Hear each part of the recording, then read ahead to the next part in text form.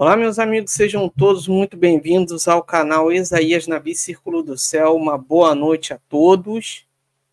Você que for chegando, deixe seu like, deixe seu boa noite no chat.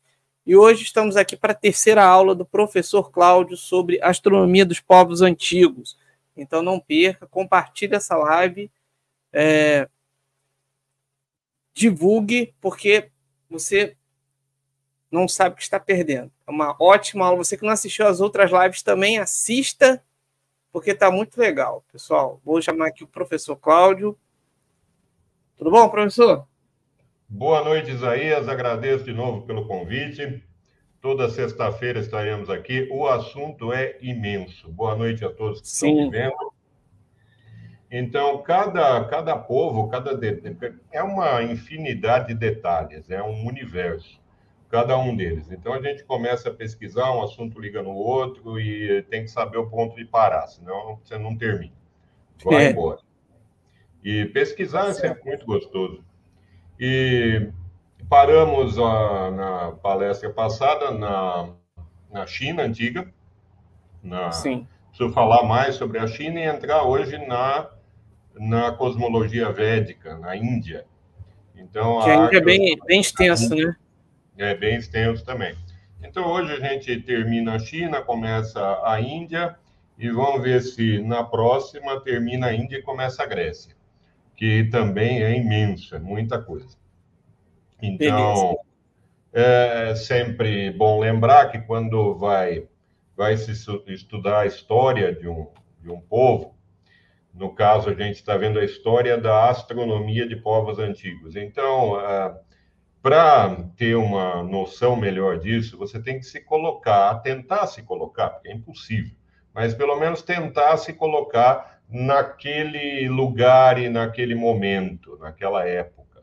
Então, os povos antigos, eles são muito diferentes do que nós somos hoje. Muito diferentes. Então, mesmo hoje, quando você vai se colocar, vai estudar uma outra cultura de um outro povo, mesmo hoje, é difícil se colocar naquela posição. Você está acostumado com a sua cultura. Então, a gente está falando aqui além de culturas diferentes, de culturas muito antigas. Então, tem que se colocar naquele momento, naquele lugar, em que esses povos, eles tinham eram essencialmente agrícolas, então uma boa parte da população era ligada à agricultura.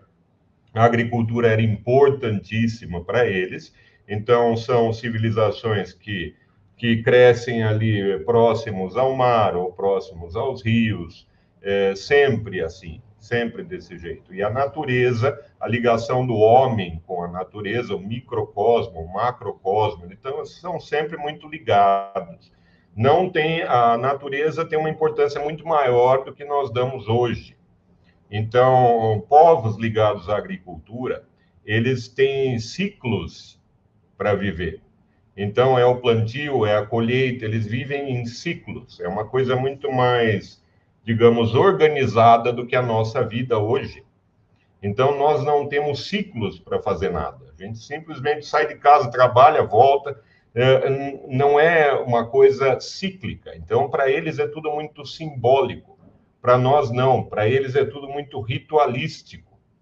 Porque o ritual era importantíssimo. O ritual congregava as pessoas em torno de um objetivo comum, seja construir uma pirâmide, seja plantar para colher, para poder comer.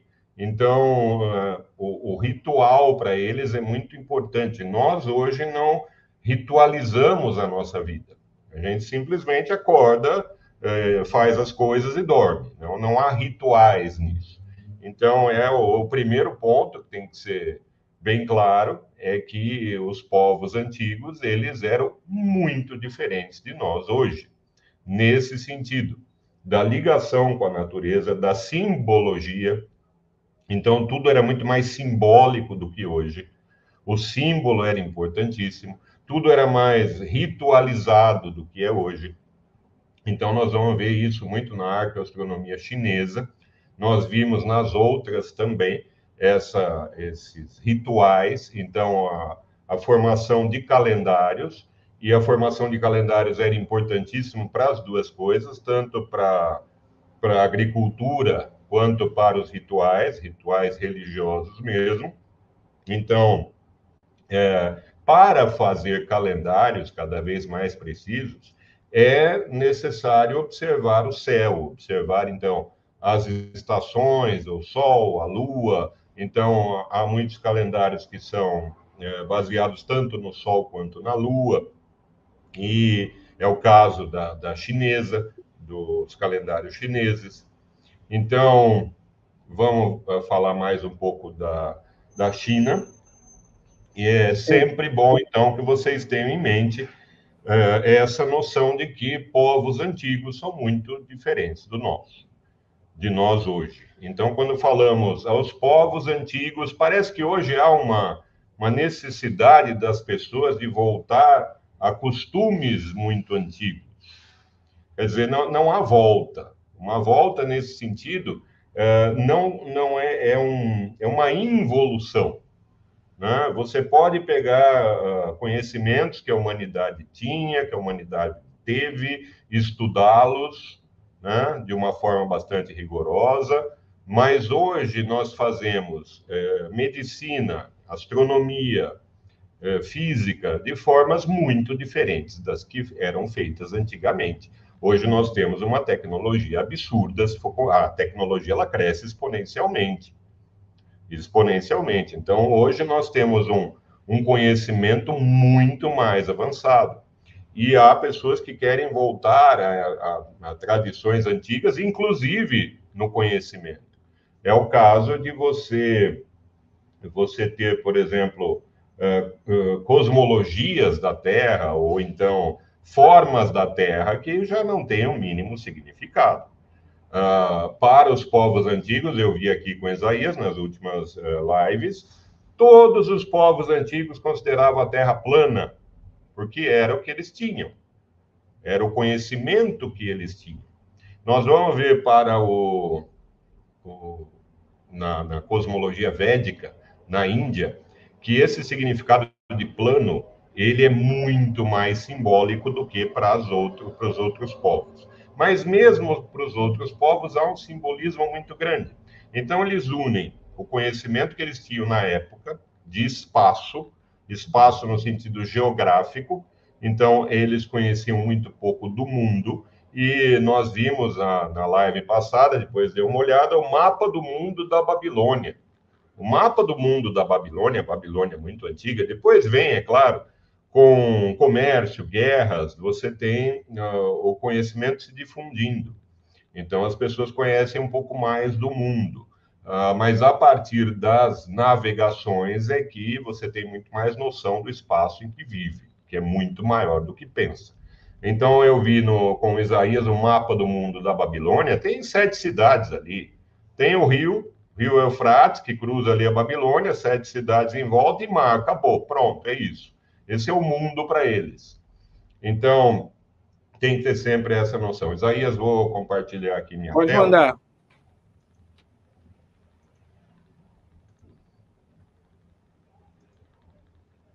Eu vou pôr na apresentação de slides.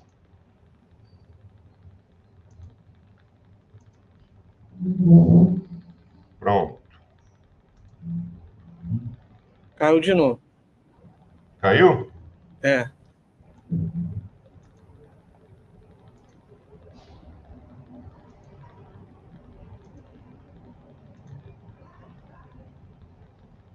Agora vai. Beleza.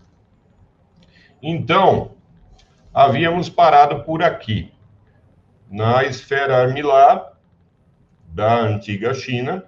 Então, eu falei de instrumentos astronômicos, um deles é a esfera armilar, aqui outro. Então, a esfera armilar, provavelmente, ela veio desse instrumento mais antigo, que é um disco com as 28 mansões lunares, ou casas lunares. E aqui a esfera armilar, ela mostra, então, A esfera armilar ela pode ter vários pontos de referência, várias referências diferentes, e ela vai mostrar, então, as coordenadas celestes. Então, os antigos chineses já tinham isso. E vamos ver as constelações chinesas e mapas estelares. Então, você já tem em ossos de oráculos da dinastia Shang, cerca do século XVI ao 11 a.C., ou seja, bastante antigo. Algumas estrelas foram mencionadas, como, por exemplo, a Estrela do Fogo. Estrela do Fogo é Antares. Então, Antares tem um brilho avermelhado, porque é uma gigante vermelha. Então, as constelações chinesas foram organizadas com base na concepção da correlação céu-homem. Isso é muito importante, foi o que eu falei na introdução dessa palestra, que há sempre essa ligação simbólica entre as coisas. Uma tentativa de explicação de tudo ao mesmo tempo. Então, nós vamos ver um pouco mais à frente a ligação da astronomia com a música, com a base 60, com a formação, a construção de templos. Então, havia essa necessidade de juntar todo o conhecimento numa única explicação teórica, né? É o caso da física atual, juntar, então, a relatividade com a quântica, né? Como fazer isso? Então, é claro, isso numa disciplina específica. Mas, naquela época, era a tentativa de representar tudo num conhecimento só, um conhecimento único, uma teoria só. Então, havia essa correlação entre o céu e o homem, e as estrelas foram organizadas em uma sociedade celestial. Então, havia uma hierarquia social no céu. E o que acontecesse no céu também aconteceria na Terra. Então, como disse também em lives anteriores, eles usavam muito a astronomia como uma previsão, uma adivinhação de resultados, né? É o que hoje nós chamamos de astrologia.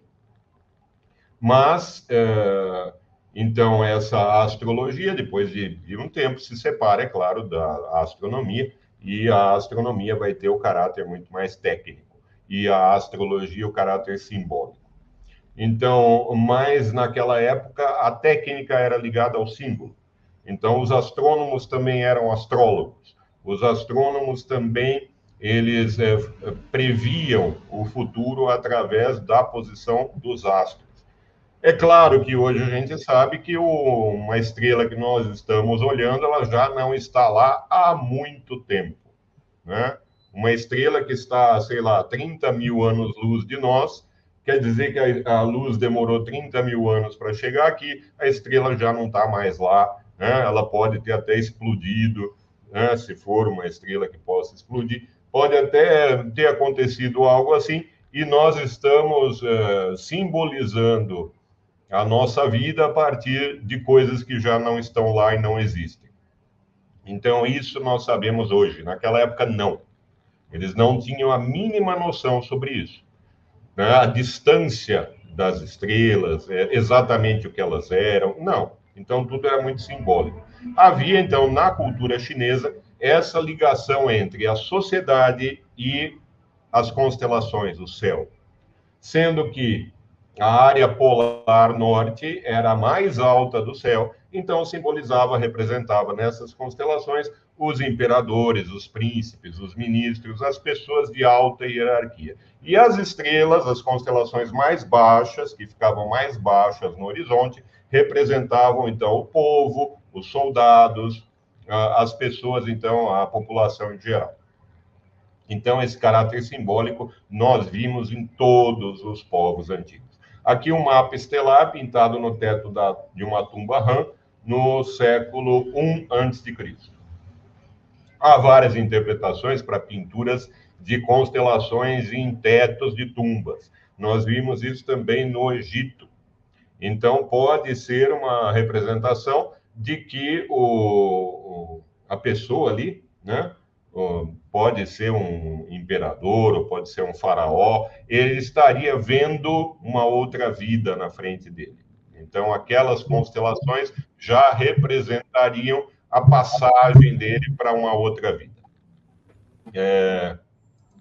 Aqui você tem o planisfério astronômico de Suzhou, gravado em pedra, de 1247 depois de Cristo.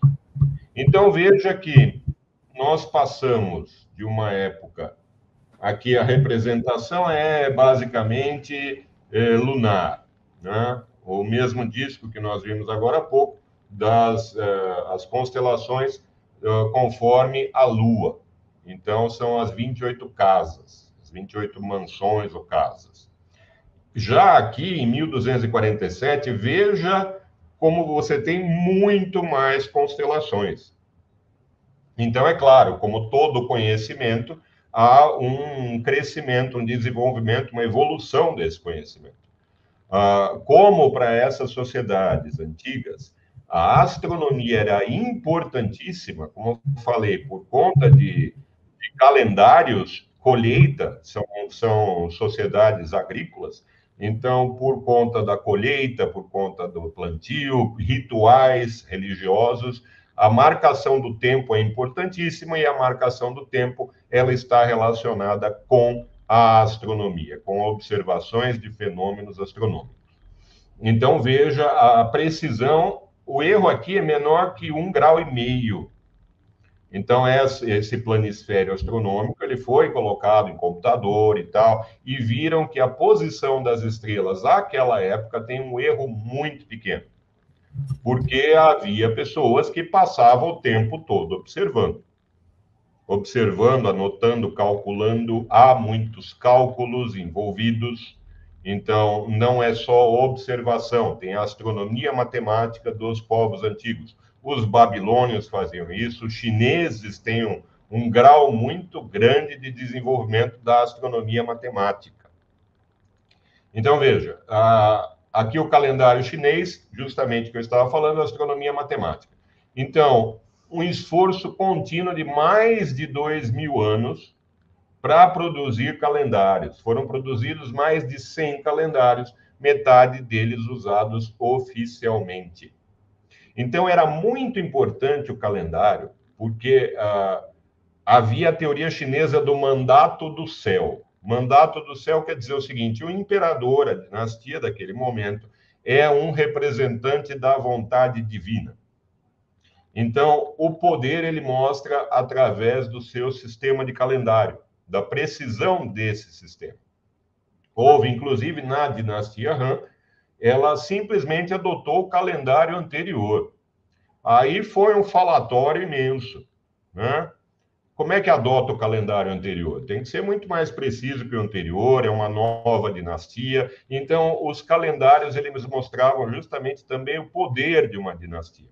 Então, adotou o calendário da dinastia Qin, provavelmente porque, nesses primeiros anos da dinastia Han, eles não tinham o conhecimento suficiente para fazer a formulação de calendários. Então, adotou os anteriores. Não dava para ficar sem, né? Não, deixa o calendário para lá. Não, tudo era baseado no calendário. Como nós hoje, né? Chega sábado e domingo é diferente de uma segunda, terça. Né? Chega julho é diferente de um dezembro. Então, há uma série de coisas que o calendário é que vai ditar. Naquela época, muito mais do que hoje. O calendário era importantíssimo. Então, houve esse desconforto, essa polêmica de uma dinastia para outra. Veja, você tem certos astrônomos daquela época, eles trabalhavam para determinada dinastia. Eram astrônomos de determinada dinastia. Então, quando uma dinastia caía e vinha outra, aqueles astrônomos já não eram mais, né, os astrônomos oficiais. Então, a outra dinastia chega com o seu pessoal, se não houver experiência naquilo, se não houver um pessoal altamente técnico. Outra coisa que deve ser sempre levada em consideração, o conhecimento àquela época era muito pouco difundido. Não é como hoje, que nós temos internet, tem o conhecimento de toda a humanidade na ponta dos dedos, né? E as pessoas aproveitam muito mal isso. Então, naquela época, não havia. Imagine também o céu daquela época, né? Na China antiga, o céu, 1000 anos antes de Cristo, 500 anos antes de Cristo, não havia poluição nenhuma. Nenhuma. As cidades era como viver no meio do mato, né? Então, deveria ser um céu absurdo. Então, quando a gente fala do brilho de Antares, que é avermelhado, se você olhar para uma estrela, mesmo que você pegue Betelgeuse hoje, da constelação de Órion, você vai ver um vermelhinho ali muito fraco, né? É uma gigante vermelha na constelação de Órion, mas você vai ver um vermelhinho ali absurdamente fraco. Imagine naquela época, era tudo muito mais vivo, né? Porque não tem a poluição que nós temos hoje. Aliás, não tinha poluição de informação.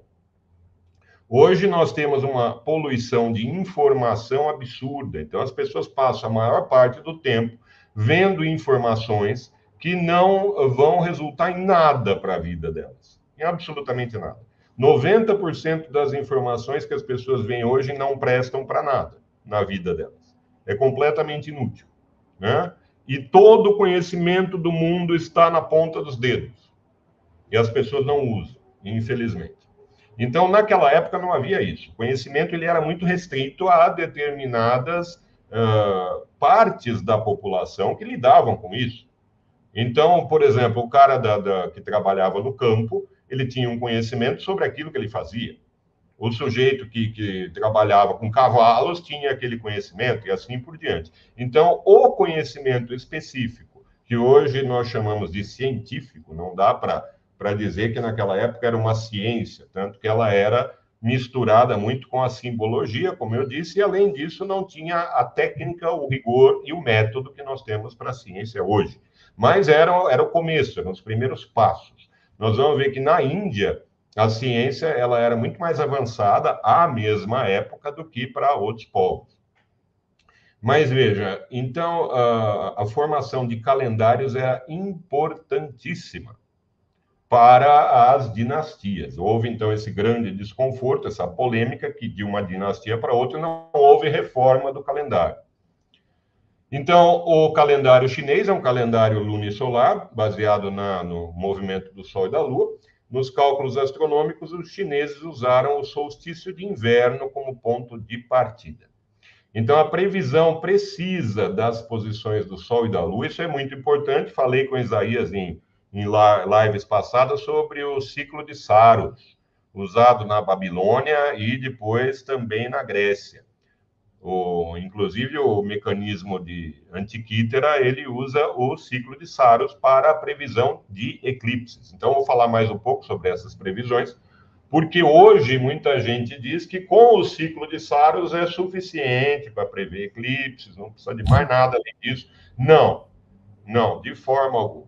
Então, veja que... Professor, só uma pergunta. O ciclo de Saros dos babilônios previu eclipses, por exemplo, que só poderiam ser vistos na América, aqui na América? Isso.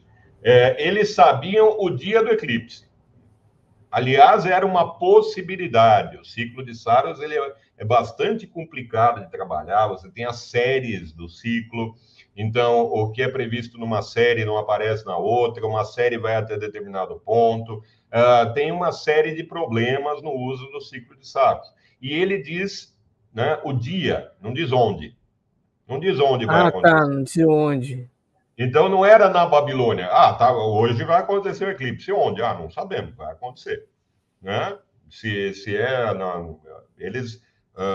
era estranho, né? Porque daí a Lua, às vezes... Aí não tinha nada, e como é que eles sabiam que está tendo eclipse? Exatamente. Então, além de saber quando, tem que saber onde. Então, tem que separar ali os dias, falar, não, hoje aqui na Babilônia vai acontecer um eclipse, assim. Então, é claro que isso só acontece com maiores desenvolvimentos, né? Também na China. Então, veja que a previsão de eclipses era importantíssima, era aí uma pedra de toque do calendário. Então, era muito importante eclipses. Porque o eclipse ele tem um significado simbólico muito grande, né? O eclipse é um fenômeno natural lindo, assustador para aquela época, né? Imagine. Hoje nós temos as explicações científicas de quase todos os fenômenos astronômicos com uma ótima precisão. Nós sabemos, além de como acontece, por que acontece. Né? Naquela época, não. Eles podiam saber quando acontece, mas não por quê. Por quê? Então, do que é feito o Sol? Né? É um fogo. Não havia. Hoje nós temos, né, um conhecimento muito maior. Então, os eclipses, eles eram muito importantes para o calendário. Então, antes da descoberta isso é muito importante, que não cheguei a falar em lives anteriores, as perturbações dos movimentos solares e lunares. Então, a dificuldade de prever um eclipse está no cálculo das perturbações. Perturbações são, por exemplo, o problema dos três corpos. Você tem a interação gravitacional de Sol, Lua, Terra, outros planetas, inclusive, interferem. Então, há uma série de interferências, de perturbações nos planetas. Dos planetas, inclusive, há uma série de perturbações. Então, conforme são calculadas de forma melhor essas perturbações, aí você vai ter uma previsão muito melhor do eclipse. Então, isso tem que ser contado. Então, estava conversando com Isaías, falamos várias vezes sobre o ciclo de Saros. Não, o ciclo de Saros, ele é, muito impreciso comparado com hoje. Então, veja que essas perturbações, é claro, elas foram sendo descobertas ao longo do tempo. Aqui você tem, desde a época de Hiparco até hoje, as coordenadas geocêntricas da Lua em função do tempo são descritas por uma série desta forma aqui. Veja, esse apóstrofe que é em cima não significa derivada. É simplesmente o ajuste. É um ajuste do período. Então, você tem o T é o tempo, o A é o movimento médio, o E são os termos periódicos que dependem da posição mútua do Sol e da Lua. Esses termos periódicos são chamados de perturbações. A primeira é devida a Hiparco, e sua amplitude máxima é de cerca de 6 graus. A segunda, também conhecida como evecção, foi descoberta por Ptolomeu. Seu valor máximo é de 2,5 graus, enquanto a primeira se deve à órbita elíptica, a segunda se deve à influência do Sol.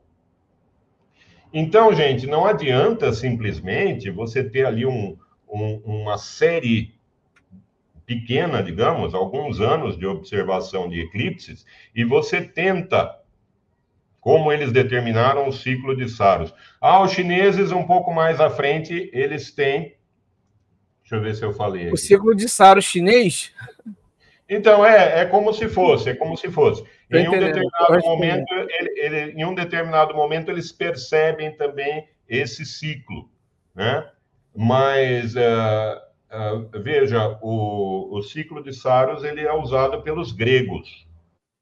Os gregos importam dos babilônios o uso do ciclo de Saros, inclusive os mecanismos daquela máquina de Antiquítera, ele usa o ciclo de Saros para prever eclipses. E a precisão é muito pequena. Muito pequena.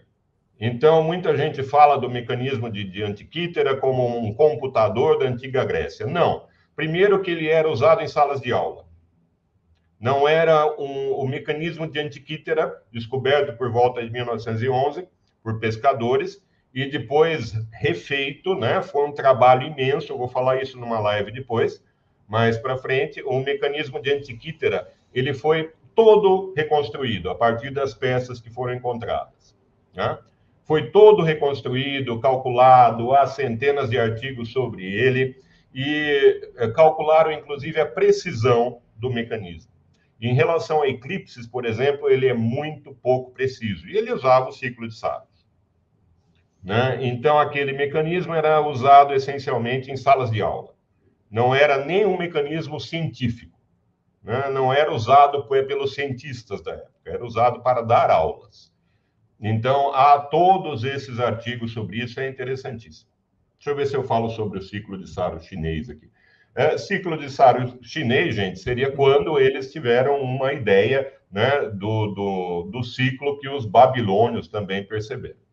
Então, veja que nessa sequência, com o A e os vários Es, o A seria o movimento médio e os termos periódicos, as perturbações, que são várias. Centenas de perturbações. Quanto mais Es você tiver nessa série, mais precisa é a sua previsão de um eclipse, né? Então, hoje há milhares desses termos na série. Milhares. Então, cada um é de um detalhe, né? Então, não dá para você prever simplesmente eclipse com ciclo de Saros, com coisas assim, dessas épocas antigas. De jeito nenhum, de forma alguma. Então, como eu disse, começou ali a história da descoberta dessas perturbações. Aqui você tem no dicionário de Oxford, dicionário de astronomia, o que é a perturbação lunar. Então, os movimentos do Sol, o movimento do Sol, as perturbações do Sol, elas são muito mais facilmente descritas do que as perturbações da Lua. A perturbação lunar, então, é um desvio do movimento orbital da Lua, de seu comportamento de acordo com as leis de Kepler. Resulta não apenas da presença perturbadora do Sol e dos planetas, mas também das forças das marés e das formas oblatas da Terra e da Lua. Então, você tem um leve achatamento nos corpos, justamente por conta do seu movimento de rotação, você tem um leve achatamento, isso vai influenciar, as marés vão influenciar. Então, tudo isso são perturbações no movimento da Lua e que vai causar uma alteração na previsão do eclipse. Então, a teoria lunar leva em consideração todos esses fatores para produzir uma descrição matemática das posições e velocidades geocêntricas passadas, presentes e futuras da Lua ao longo de milhares de anos. Tal descrição contém não apenas termos que descrevem a órbita, mas também centenas de termos periódicos.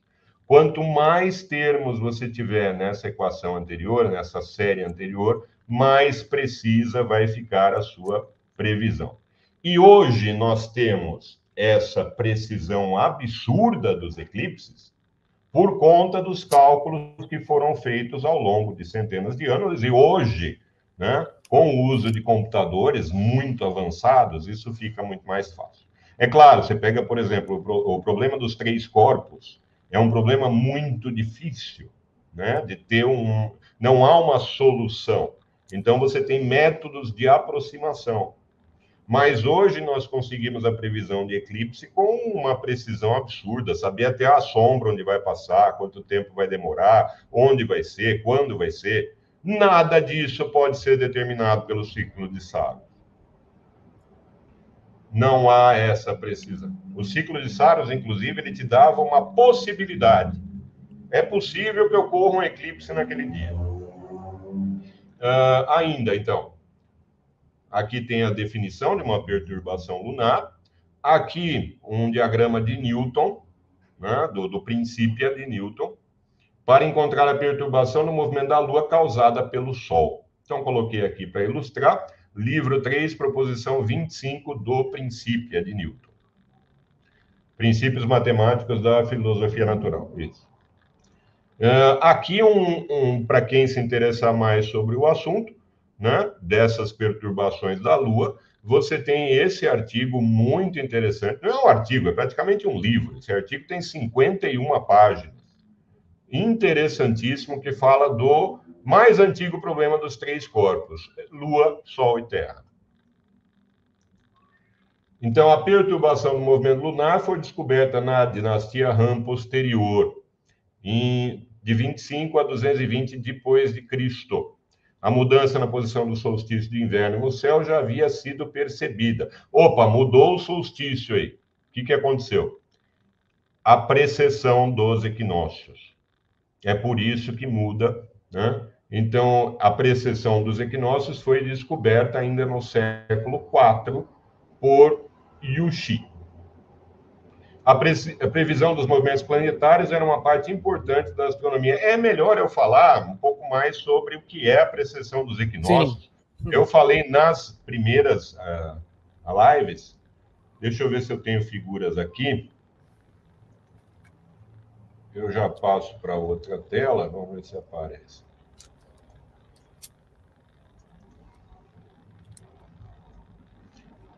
Aqui tem um outro documento. Eu tenho que parar um e passar o outro, né? Espera aí.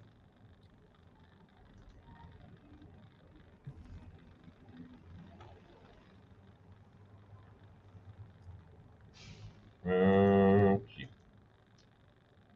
Parar a tela.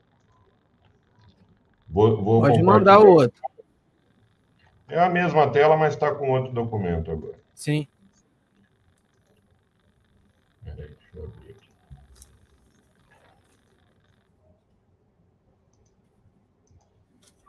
Está em doc.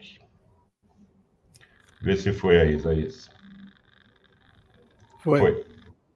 Então, gente, esse é um livro que eu estou escrevendo, na verdade. Está com 128 páginas. É um livro que relaciona todo esse conhecimento da antiguidade, né? Envolvendo astronomia, envolvendo filosofia, um monte de disciplinas juntas. Então, aqui você tem justamente a precessão dos equinócios.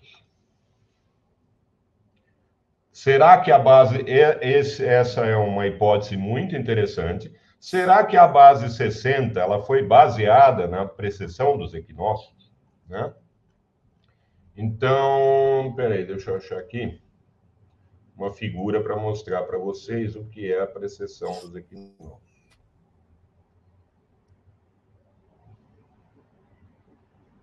Aqui.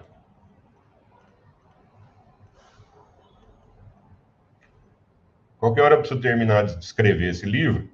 Eu parei na Harmonia do Mundo de Kepler. Eu tenho o livro aqui, mas é uma obra de uma dificuldade.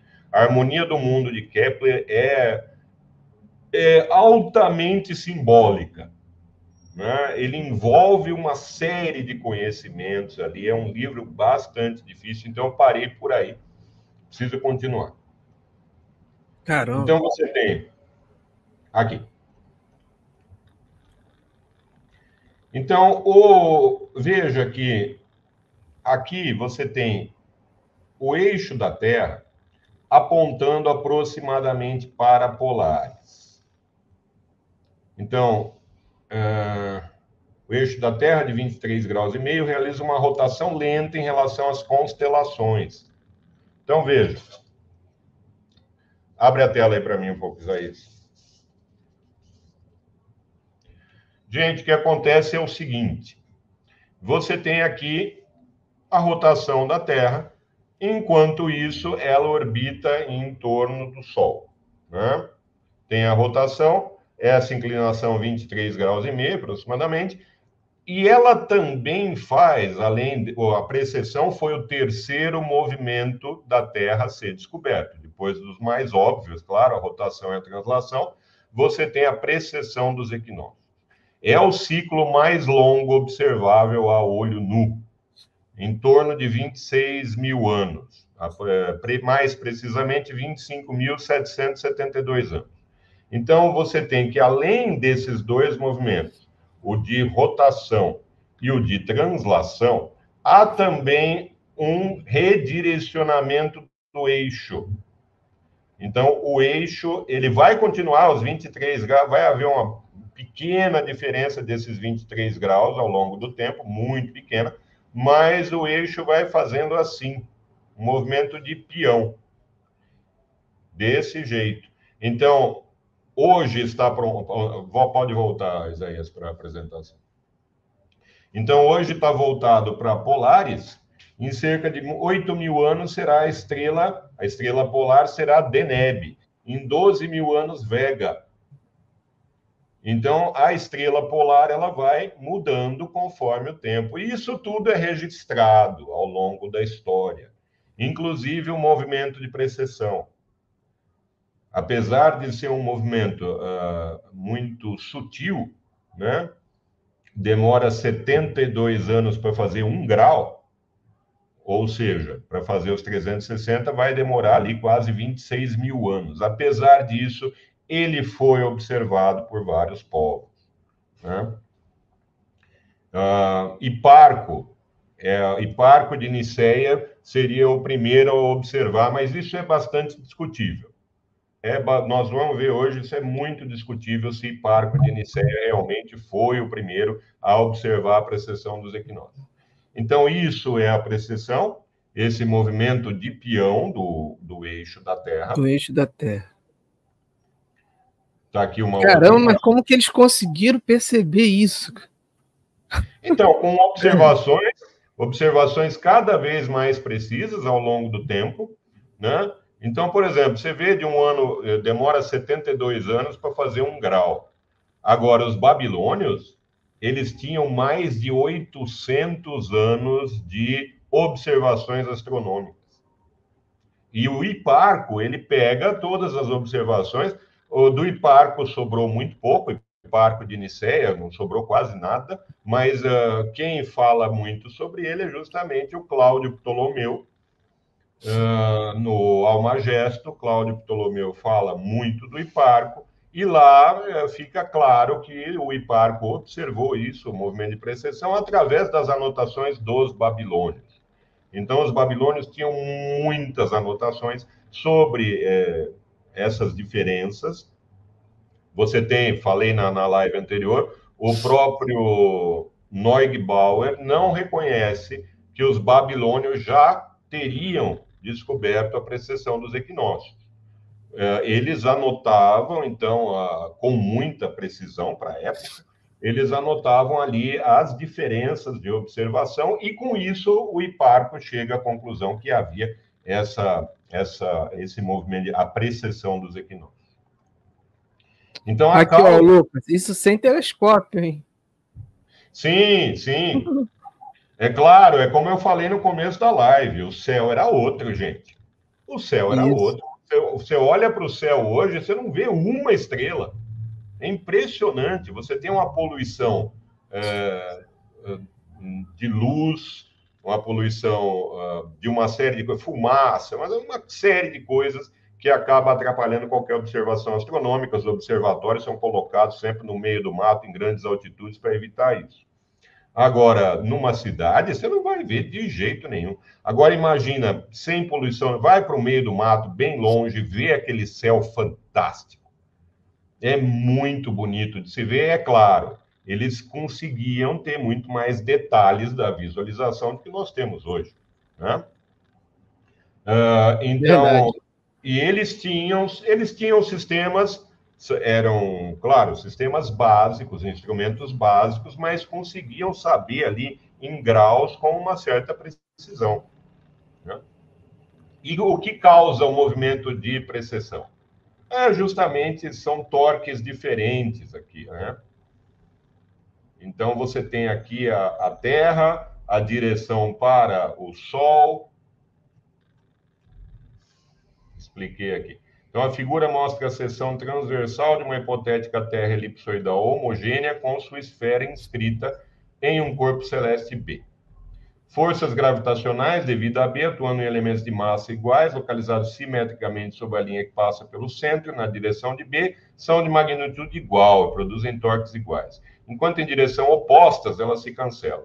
Regiões E1 e E2, fora da esfera, não são simétricas em relação à linha de direção B. Por isso, existem torques resultantes nessas regiões.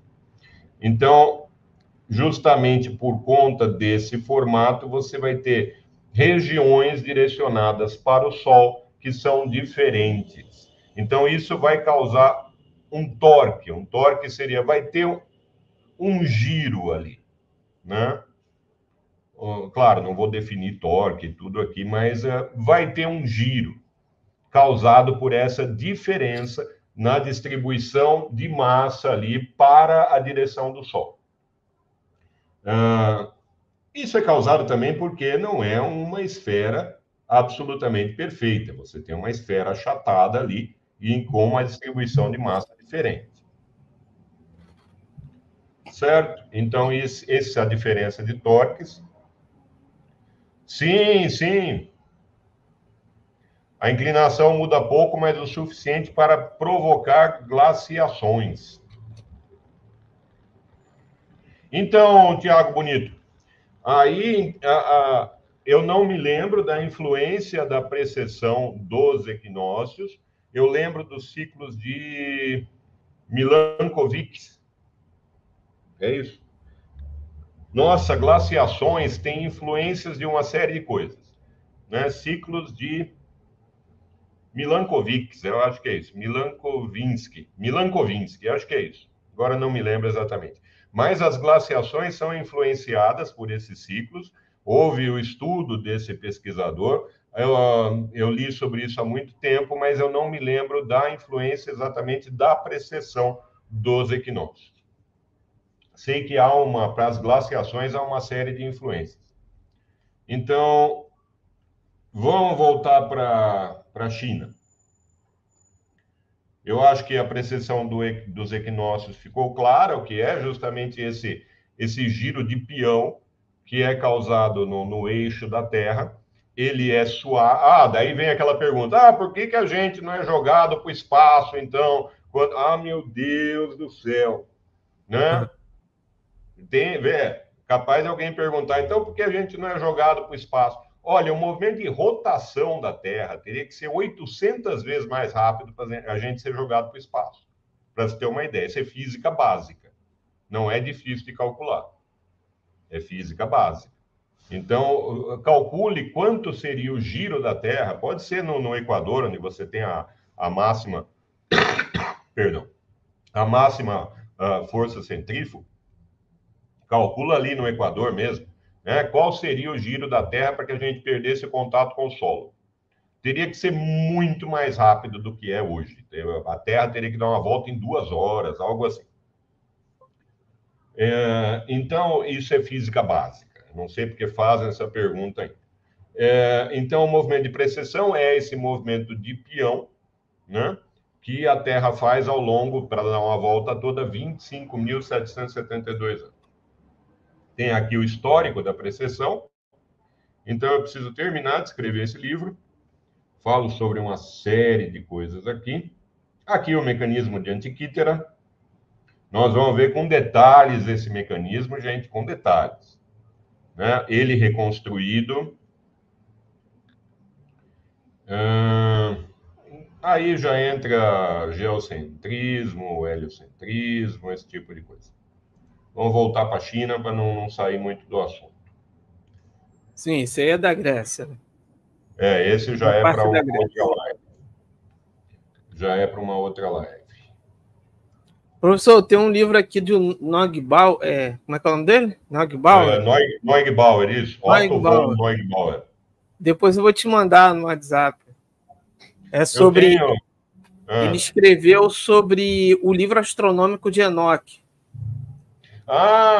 Sim. É um assunto que eu preciso falar. Vou falar quando eu falar da arqueastronomia dos judeus. Tem que falar dos muçulmanos também. Legal. Mas o livro de Enoque já está na minha lista. A astronomia ali do livro de Enoque. O que dá para se discutir ali. Compartilha de novo para mim, Isaías. Espera aí. Essa vai chamar atenção. O povo adora o livro de Enoque. Mas vai estudar aquilo, vai? Duvido. Nossa! Tem um monte de gente aí que... Isaías, você sabe como é. Qualquer documento que se acha dessa época é uma complicação. Né? Porque muitas vezes você tem, além de tudo, além de saber a data com uma certa precisão em que aquilo foi escrito, você tem que saber as outras edições, digamos assim, né? As outras edições que foram feitas, por quem, quando, como, onde. Tem uma crítica textual que envolve todos os manuscritos para poder... Exatamente. Exatamente. É que nem falei quando eu falei dos egípcios, o livro dos mortos. O livro dos mortos fala, peraí, qual livro dos mortos? Qual livro, isso? Qual? Tem vários. E cada um tem uma interpretação diferente, né? Então, é por aí. Quando você vai fazer um estudo assim, tem que ser algo extremamente rigoroso. As pessoas pegam muito de orelhada as coisas, né? De ouvir falar. Então, faça, se interessa por um assunto, faça algo rigoroso. Lucas, a gente sabe como é, Lucas, a gente sabe como é. Então, pode... Espera aí que eu vou compartilhar. Coloca aí. Pessoal, fica livro de Enoque, vai ler o que é o livro de Enoque. 108 capítulos, 5 dividido em 5 partes. Complicadíssimo. Linguagem simbólica muito difícil de entender. Mas vai. Além do que, você tem que fazer uma análise da linguagem da época. Isso. Né? O que o sujeito queria dizer com isso, com essa palavra naquela época. Né? Então, tem esse significado, você tem que fazer essa análise toda. E para aquela época, para aquele lugar, essa palavra não é a mesma coisa do que para a mesma época em outro lugar. Tem o regionalismo, tem esse tipo. Nossa, é complicadíssimo. Complicadíssimo. Então, falei isso aqui já, né? A precessão, foi aqui que eu parei. Aí, mostrei exatamente o que é a precessão dos equinócios. Foi descoberta ainda no século IV por Yu Xi.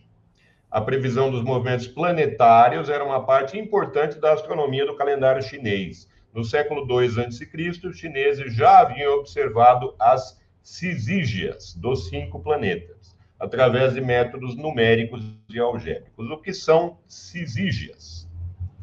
Então, cisígia, cisígia é o termo utilizado em astronomia para designar o alinhamento de 3 corpos celestes pertencentes ao mesmo sistema gravitacional, formando uma configuração retilínea, aproximadamente retilínea. Né? Então, aqui você tem exemplos de cisígias em eclipses, né? 1, 2, 3 e 4. Aqui 1, 2, então aqui estaria o Sol, a Lua e a Terra. Ou o Sol, a Lua aqui em 1 e a Terra. Ou aqui, o Sol, a Lua em 3 e a Terra.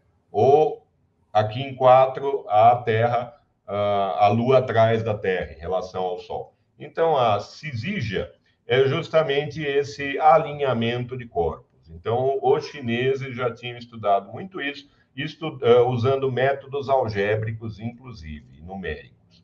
Em meados do século VI, Zhang Zixin, um astrônomo da dinastia Qi do Norte, descobriu perturbações dos movimentos solares e planetários, depois de passar 30 anos observando o céu em uma ilha. Então, ele descobre essas perturbações com observações muito precisas ao longo de muito tempo. Então, gente, a astronomia não é, sabe, de uma hora para outra, principalmente antigamente. Hoje você tem cada olhada de um telescópio, é claro, os telescópios eles são programados para determinados estudos muito sérios, ninguém vai apontar um telescópio aleatoriamente por aí. Então, esses telescópios de pesquisa, eles têm toda uma agenda para ser usados para determinadas pesquisas. Mas hoje se descobre coisas o tempo todo, né? Naquela época, não, você precisava de uma paciência incrível para observar um corpo celeste ali, um fenômeno qualquer, e ao longo de muitos anos perceber qual é a mudança dele, por que ocorria essa mudança.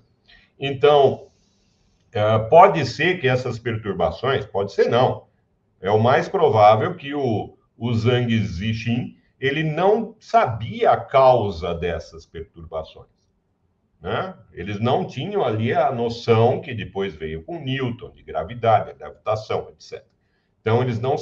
atração entre os corpos. Então, eles não sabiam isso, mas sabiam que houve uma perturbação, que era para estar em tantos graus e houve uma diferença. Essa diferença foi por causa do quê? Então, ali houve uma perturbação. Então, no século XI, a precisão do cálculo dos movimentos planetários na China já tinha atingido o mesmo nível que o da Europa no século XVI. Então, veja como as observações chinesas eram extremamente precisas.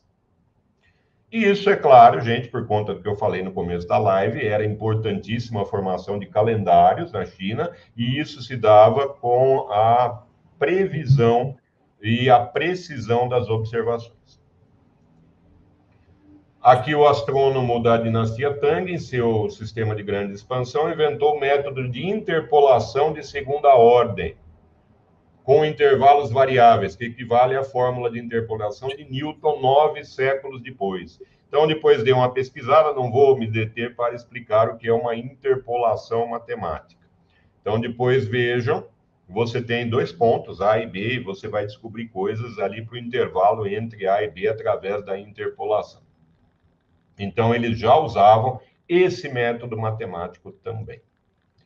E podemos entrar na cosmologia védica da Índia. Eu não sei quanto tempo eu tenho aí, Isaías. Vou falar um pouco da cosmologia védica e a gente continua. Então, faltava essa parte das constelações chinesas e da astronomia matemática na China. E o mais importante foi falar das perturbações do movimento lunar para a previsão de eclipses. Então, os chineses, na antiga China, já conheciam perturbações, não de jeito nenhum com a precisão que nós conhecemos hoje. Então, hoje nós calculamos essas perturbações até pelo achatamento da Terra e da Lua, né? Se algo gira, tem achatamento. Vai ter um pequeno achatamento. Da Lua, é claro, bem menor que o da Terra, mas isso vai contribuir. Qualquer diferençazinha vai contribuir para uma alteração no movimento da Lua e assim mudar a precisão da previsão dos eclipses. Então, a cosmologia védica. Como eu falei também no começo da live, para entender a arqueoastronomia de um povo, você tem que entender a história desse povo. Você tem que, pelo menos, imaginar como seria a situação desse povo naquela época. Então, isso é interessante para qualquer estudo histórico que você vai fazer. Nós temos um reflexo de considerar tudo como nós somos hoje, como nós vemos hoje. Não, você tem que se colocar naquele momento, naquele lugar. Então, como eram as coisas, o conhecimento, ele, como disse, muito pouco difundido, povos essencialmente agricultores, você tinha pequenas, digamos, castas ou pequenas parcelas da população dedicadas ao conhecimento, muito pequenas, dedicadas ao conhecimento, e esse conhecimento era restrito, inclusive por motivos religiosos. Havia uma série de coisas. E esse conhecimento era muito simbólico. Muito simbólico. Havia todo um simbolismo, tentativas de explicações de várias coisas ao mesmo tempo. É claro que isso deixa muito complexo a tentativa de conhecer, né? Querer conhecer tudo ao mesmo tempo não dá, é impossível. Então, houve cada vez mais a especialização do conhecimento. Mas os povos antigos tinham esse costume, era cultural isso, de querer explicar muitas coisas através de uma única teoria.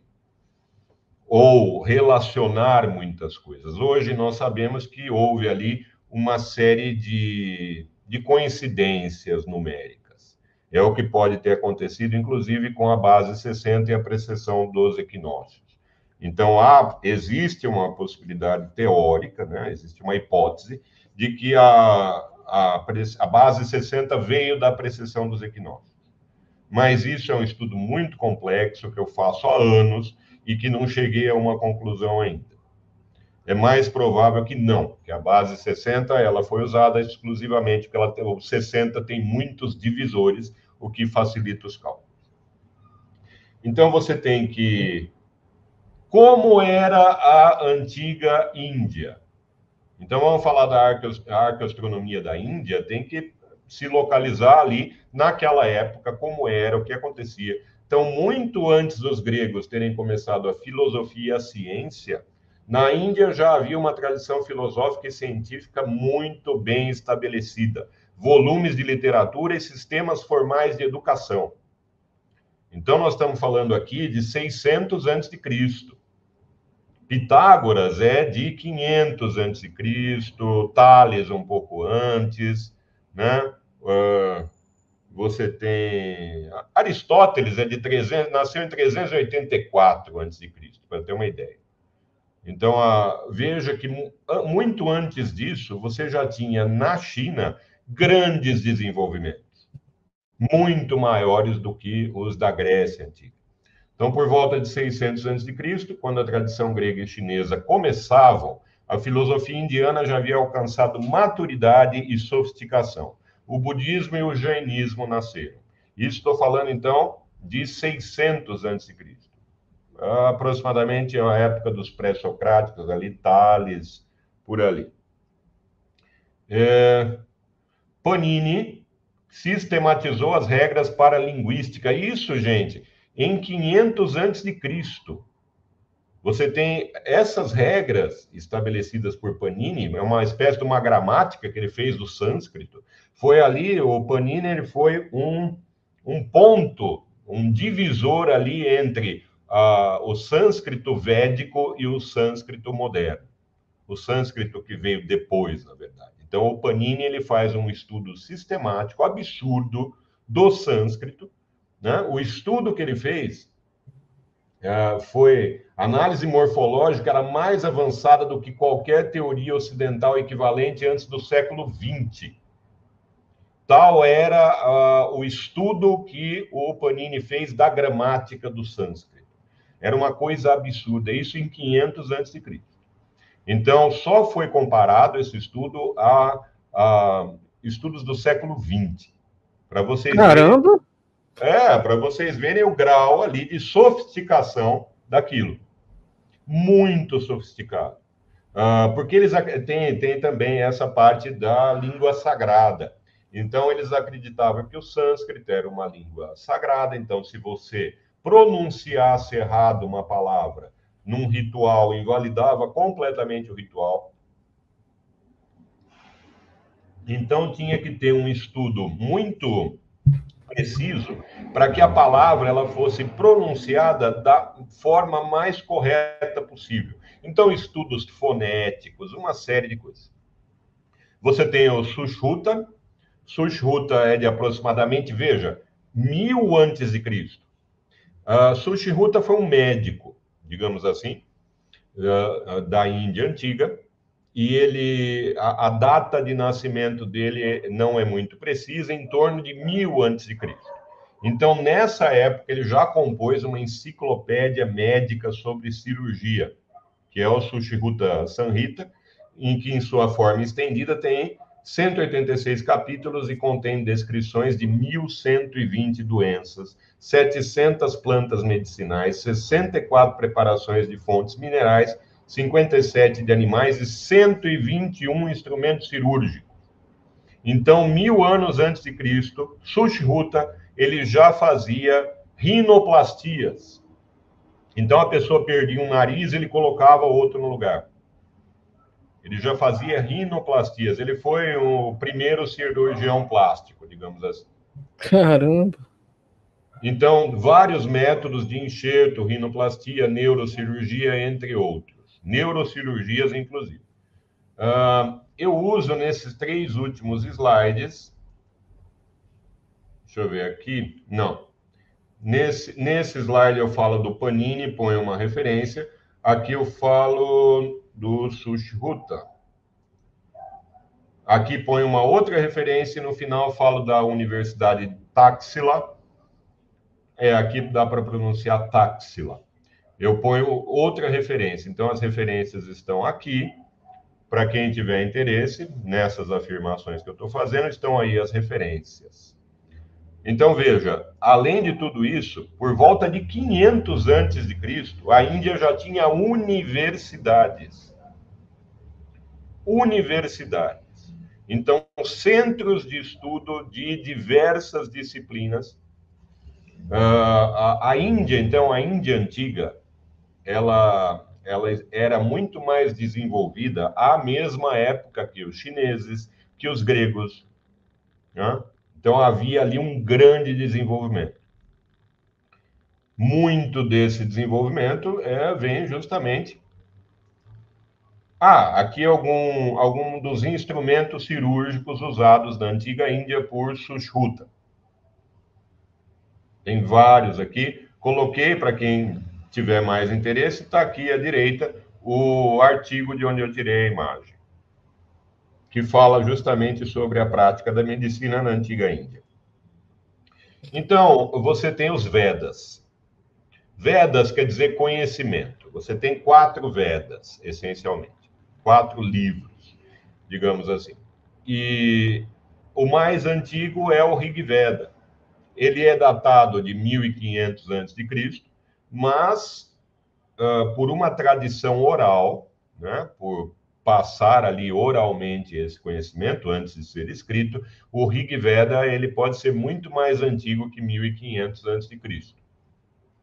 Então, o Rig Veda, ele tem ali, você tem os Upanishads. Upanishads, eles vêm depois. Então, nos Upanishads é que você tem um conhecimento filosófico mais sedimentado. No Rig Veda, você tem muita coisa sobre filosofia, por exemplo, né? Então, e você tem sobre a cosmologia védica também, que nós já vamos falar. Então, aqui você tem a Bhumandala, da cosmologia védica. Muita gente diz que isso é uma representação da Terra plana. Não, de jeito nenhum, de forma alguma. Eu acho que a cosmologia, todas as cosmologias da antiguidade, elas são muito simbólicas. Mas a da Índia é muito mais simbólica. Então, você tem aqui a representação de um estado de espírito. Então, aqui no plano, você tem a sua vida na Terra. O plano, ele você fica ali, né, naquela ilusão. Então, o plano representa a ilusão. Maya é a ilusão. Você pode ir para cima ou para baixo conforme o seu desenvolvimento espiritual. Então, a cosmologia védica ela é muito mais simbólica do que as outras. Tanto é que, se você falar que isso é a representação física da Terra, né? Tá aqui. A inspiração para a Bhumandala veio justamente da flor de lótus. Vê, olha o Monte Meru aqui. Monte Meru. O Monte Meru. No centro da flor de lótus, você tem o Monte Meru, que é um cone de ponta cabeça, né? Então, a representação do universo ela é baseada na própria flor de lótus. Está aqui o Monte Meru no centro. Então, se a cosmologia védica representasse uma realidade física, você teria que ter 7 planetas acima e 7 abaixo. Porque esses discos, dá para ver meu cursor, né? Dá. Sim. E esses discos aqui representariam justamente órbitas planetárias, a projeção das órbitas planetárias. Então, os planetas estariam aqui para cima ou aqui para baixo. Então, há uma representação. Esse plano é justamente a ilusão em que vivemos, né? O que Kant chama de coisa em si. Nós nunca vamos saber como as coisas são realmente. Tudo é uma ilusão, né? Então, realmente, nós não vamos saber mesmo. O que é esse copo d'água? Isso aqui é o que exatamente? É uma nuvem de elétrons de determinada maneira que se comportam assim, assim. Mas e daí? O que é um elétron? O elétron é constituído... Não, eu quero saber exatamente o que... E um átomo, o que é? Ele tem quarks. E o quark, o que é? Então, se você continua essas questões, você nunca vai chegar em lugar nenhum. Nós nunca vamos ter um conhecimento absoluto sobre as coisas. De jeito nenhum. Principalmente porque nós estamos dentro do universo. Então, nós perdemos um ponto de vista. E não dá para estar exterior ao universo, porque estaríamos em outro universo e aí teríamos que saber sobre aquele segundo. Então, as pessoas exigem da ciência um conhecimento absoluto que ela nunca prometeu a ninguém. Isso tem que ficar muito claro. Ninguém vai ter um conhecimento absoluto das coisas, porque nós estamos dentro da realidade. Então, já perdemos um ponto de vista, porque estamos dentro e não tem como sair da realidade. Isso é muito importante, que fique claro, né? A ciência ela não trabalha com verdades absolutas, ela trabalha com evidências. Quando você tem milhões de evidências, a questão está fechada. Pronto, é um consenso científico. É assim que funciona. Então, para a cosmologia védica, você tem essa mitologia, esse simbolismo todo envolvido. Se não fosse simbólico, então, na nossa realidade física, teria que ter oceanos de iogurte, leite, manteiga, vinho, caldo de cana.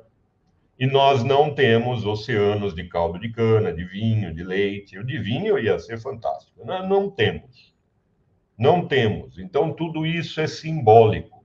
Veja, vai da água salgada para a água fresca. São 7 estados de espírito. São 7 evoluções espirituais. É assim que isso deve ser entendido. Inclusive a Terra, aqui. Essa parte aqui é o centro da Bhumandala. A Bhumandala está bem grande aqui na primeira imagem. Aqui, bem no meio, você tem o Monte Meru. Sim. Então, aumentando essa imagem aqui do centro, seria esta daqui. Isso. Então, há 2 interpretações. Essa daqui seria a Terra. Esse círculo aqui seria a Terra, uma Terra plana também, né? Mas, na verdade, um estado de espírito, uma ilusão. E aqui seria a Índia. Então, esse Bharatavarsha, pronuncia-se Bharatavarsha. Esse Bharatavarsha seria essa parte aqui, seria a Índia. Só essa parte. Aqui está o Himalaia, Cordilheira do Himalaia, aqui seria a Índia. Outras interpretações, isso está nos Upanishads. Outras interpretações sugerem que das 7 ilhas que você tem aqui em Bharatavarsha, uma dessas 7 ilhas seria todo o planeta Terra, e não esse disco aqui do qual sai o Monte Meru. Então, há essas 2 interpretações. Mas, gente, tudo isso é muito simbólico. Bastante simbólico. Depois, veja que os Vedas, eles significam conhecimento, como já disse, e você tem ali, nos Vedas, já os principais conceitos da filosofia indiana. Mas, veja, há um grande preconceito da filosofia indiana no Ocidente, né? Não pode nem, acho que nem posso dizer que é um preconceito, é que não é colocado num currículo de um curso de filosofia, por exemplo. Você não vai ver filosofia indiana, talvez veja como uma matéria ali que você faça, não está no currículo oficial, né? Você pode fazer como uma eletiva, por exemplo, em alguma faculdade. Mas veja, você tem, a filosofia indiana, ela é altamente desenvolvida para a época. Veja que você tem, inclusive, escolas de filosofia que são materialistas, escolas que são ateístas. Essas 3 escolas, Sankhya, Nyaya e Vaisheshika, elas são ateístas, né? E esta aqui é materialista. Então, tem tudo isso. Você tem na filosofia indiana as escolas que aceitam os Vedas seriam como se fosse a Bíblia para eles, né? A comparação é muito grosseira, mas digamos que os Vedas... É uma comparação mais grosseira, mas digamos que os Vedas seriam os livros sagrados dos indianos, assim como a Bíblia também é um livro sagrado. Então, um livro em que eles baseiam uma série de conceitos, né? E você tem escolas que aceitam os Vedas e escolas que rejeitam os Vedas. E aqui você tem... É como se alguma filosofia judaica rejeitasse, né, sei lá, a Torá, o Pentateuco, esse tipo de coisa. O que acontecia era... A Bíblia tem a Torá, os escritos, né? e o Antigo Testamento, Torá, os escritos e os profetas. Os saduceus, por exemplo, que era uma das seitas judaicas do primeiro século, eles só aceitavam a Torá, rejeitavam os outros livros. Só a Torá, só os 5 primeiros livros. Agora, tem algum dos judeus que rejeitaria tudo? Nesse Inclusive caso, a eu acho que Torá? não. Não porque eu não sei se os Vedas se funcionam da mesma forma, mas a escritura ela tem um teor religioso, mais do que filosófico, né? Então, Sim, acho sim, que tem é a razão, tem religião que razão. está em primeiro lugar. Se há uma Sim. filosofia desenvolvida depois, por exemplo, Filo é considerado um filósofo, né? Mas ele tem a Torá também, tem a escritura hebraica. Então, acho que não, no caso do judeu, não. Todos, Então, no caso do judeu, nenhum seria deles vão. muito mais difícil rejeitar por conta que ele estaria rejeitando a própria religião. Isso. Sim. No caso dos indianos, não. Eles podem simplesmente, porque eles podem aceitar os Vedas ou rejeitar os Vedas nas diversas escolas Então, filosóficas. os budistas rejeitam os Vedas. Os budistas rejeitam os Vedas, os jainistas rejeitam os Vedas. A escola Charvaka, ela é materialista, inclusive. Né? Então, você por isso tem... que, no caso, por isso que tem um hinduísmo, né? Será que o hinduísmo tem a relação com os Vedas? Porque o Então, budismo e o hinduísmo são coisas diferentes. são. O termo hinduísmo, ele seria um termo muito mais geral que pegaria a cultura ali da Índia, né? Sim. Seria relativo à própria Índia. Eu prefiro filosofia indiana do que filosofia hindu, por exemplo. Tá. Então, eu acho mais correto o termo filosofia indiana. Então, veja como aquela época que nós estamos falando, e vamos entrar na próxima live, na arqueoastronomia propriamente dita da Índia antiga, naquela época você tinha na Índia um desenvolvimento enorme em todas as áreas do conhecimento. Você tinha universidades, você tinha livros sobre cirurgia, você tinha gramáticas muito desenvolvidas e todas essas escolas de filosofia que estão aí. O senhor falou, né? Tá falando aí, eu tô só vendo na minha cabeça uma cena que eu tinha um professor de filosofia, só que ele era platonista, né? E ele disse uma vez que filosofia é só dos gregos. Aí um aluno perguntou para ele, mas nem a filosofia hindu? Aí ele falou, eu estou querendo dizer que a filosofia é coisa dos gregos, mas não significa que haja outras formas de pensamento. Então ele queria dizer que a Índia tinha uma outra forma de pensamento que não era a mesma da grega. Sim. Não, mas apesar de ser chamado de filosofia, será que procede? Então, você chama de filosofia essa técnica de conhecimento. A filosofia não deixa de ser também uma técnica, uma forma de pensar.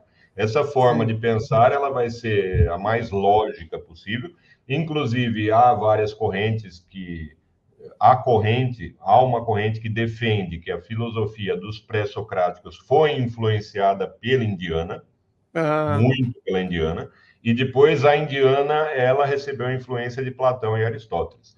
Mas veja, essa escola Nyaya, ela tem um desenvolvimento da lógica que é absurdo.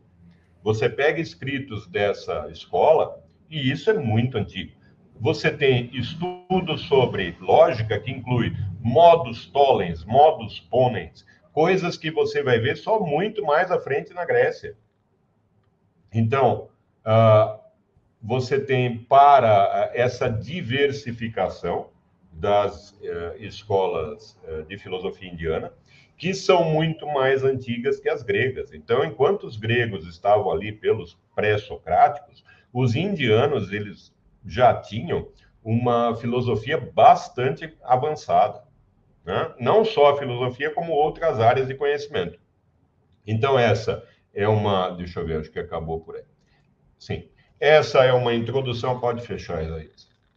Sim. Pode fechar. Isso, obrigado. Essa é uma introdução ao assunto da cosmologia védica. Então, ela é ainda mais simbólica do que as outras, porque o mundo físico todo é uma ilusão para eles, né?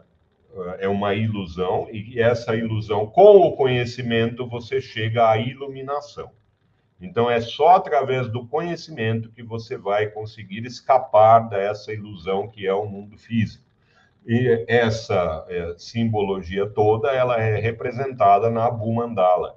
Então, mesmo que você possa dizer que um desenho da Babilônia, ele representa uma terra plana, porque eles conheciam ali aquela região e achavam que o mundo era plano. Mesmo que isso valha também para os egípcios, que nós vimos. Para os indianos, não. De forma alguma. Não é uma representação física da Terra de forma nenhuma. É uma representação simbólica. Sim, sim, verdade, Tiago. É uma representação simbólica de estados de espírito e mais nada, de evoluções espirituais, de sair da ilusão. Só isso. Então, não houve ali tanto que a base, como nós vimos, a base é a flor de lótus. Né? Se basearam numa flor para fazer a representação do universo. É lindo isso, é belíssimo. Mas é tudo simbólico. Tudo, muito mais do que as outras. Muito mais. Então, na próxima live, a gente continua vendo a própria arqueoastronomia, aí sim, os estudos. Primeiro, eu sempre começo com a cosmologia, a cosmogonia de cada povo. Então, como eles viam o universo, como eles, através de símbolos ou de deuses, eles viam a formação do universo. Então, houve, no caso nós vimos batalhas de deuses, desmembramento de deuses. Então, sempre há também essa cosmogonia, essa formação do universo pela parte mitológica. Ou através de algum tipo de material. Nós vimos o Atman, né? O Atman dos egípcios. Então, o Atman, ele é simplesmente uma essência que vai formar o universo. Então, tem essas duas vertentes para explicação dos povos antigos do universo, da formação do universo, através de deuses ou através de essências. Então, você tem o Yin e o Yang na China, vimos também. O Um se divide em dois, que se divide em três, e assim por diante. É uma explicação também. São duas vertentes diferentes de explicação. E depois, visto isso para cada um dos povos, a gente entra na parte técnica, que é justamente o que eles descobriram, os calendários, a parte de cálculos, né? Como eles calculavam eclipses, como calculavam órbitas de planetas, tudo isso. Nessa primeira parte da Índia, então, ficou essa cosmologia, né? Explicando um pouco dos Vedas, etc., e na próxima a gente entra na parte mais técnica da Índia. Beleza, então, aí a gente vai para a Grécia próxima. Hoje eu falei demais, né? Não, tá bom, poxa, é muita coisa, foi muito interessante a live. Você que não assistiu, assista aí do começo, tá, pessoal? Deixe seus comentários aqui embaixo, compartilha essa live e vamos continuar. Semana que vem, sexta-feira, estaremos de volta, tá certo? Muito obrigado a todos que participaram, obrigado a todos. E tamo junto, tchau. Até a próxima.